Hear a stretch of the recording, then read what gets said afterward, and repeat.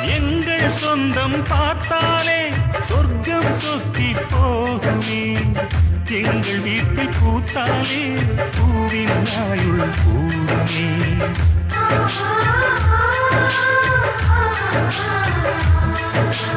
இரண்டு கண்கள் என்றாலும் பார்வை என்றும் ஒன்றுதான். உருவத்திலே தனித்தனிதான், உள்ளம் என்றும் ஒன்றுதான். ஒரு சேவல்தான் நடை காப்பது இந்த அதிசயம் பாருங்கள்.